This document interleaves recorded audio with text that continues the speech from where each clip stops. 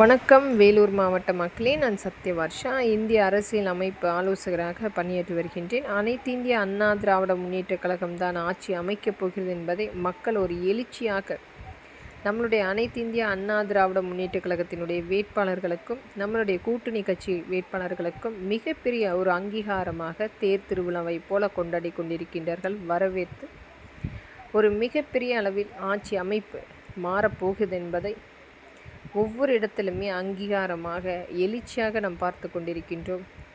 தேர்தலுக்காக காத்து கொண்டிருக்கின்றார்கள், வாக்களிப்பதற்காக. ஒரு பக்கம் நம்மளுடைய மக்களுக்கு வனவாசத்தையே முழுமையாக காண்பித்த இந்த திராவிட முன்னேற்ற கழகத்துக்கு நிராகரிப்பு மட்டுமே கிடைத்து கொண்டிருக்கிறது. பல மணி நேரம் மக்களுக்காக காத்து கொண்டிருந்தாலும் மக்கள் முழுமையாக நிராகரிப்பு மட்டுமே கொடுத்து கொண்டிருக்கின்றார்கள். வாக்கு சேகரிக்கக்கூடிய நபர்களை மக்கள் மிகப்பெரிய அளவில் நிராகரிப்பு மட்டுமே செய்து இந்த திராவிட முன்னேற்ற கழகத்தை விரட்டி அடிப்பதற்காக காத்து கொண்டிருக்கின்றார்கள். மக்களுக்கு நடந்த அநீதி என்பது ஒவ்வொரு இடத்திலுமே இடமோசடி, தொழிற்சாலைகளை கைப்பற்றுவது, கட்ட பஞ்சாயத்து, அதிலும் தமிழ்நாட்டு பெண்களுக்கும் குழந்தைகளுக்கும் நடந்த அநீதி என்பது 35,000 பெண்கள் கற்பழிக்கப்பட்டு, குழந்தைகள் 18,000 குழந்தைகள் கற்பழிக்கப்பட்டு வழக்குகள் பதிவு செய்திருக்கின்றார்கள், வெறும் கண் துடைப்புக்காக மட்டுமே. அந்த முதல் தகவல் அறிக்கை கூட சரிவர பாதிக்கப்பட்டவர்களுக்கு சாதகமாக இல்லாமல் குற்றவாளிகளுக்கு துணையாக நின்று கொண்டிருக்கும் இந்த காவல் அதிகாரிகள் திராவிட முன்னேற்ற கழகத்தினுடைய அடிமைகளாக, கொத்தடிமைகளாக நாம் பார்த்து கொண்டிருக்கின்றோம்.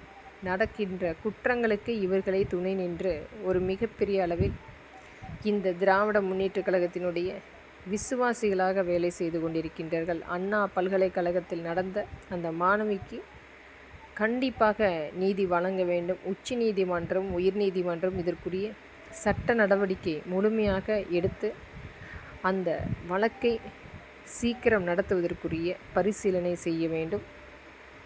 உதயநிதி தான் காரணம் என்று தெரிந்தால் கூட இன்னும் யார் அந்த சார் என்று ஒவ்வொரு இடத்திலுமே பதிவிட்டு கொண்டிருக்கின்றார்கள். ஒரு குற்றவாளி தேர்தலுக்காக வந்து பிரச்சாரம் செய்யக்கூடிய சூழ்நிலையும் நாம் பார்த்து கொண்டிருக்கிறோம்.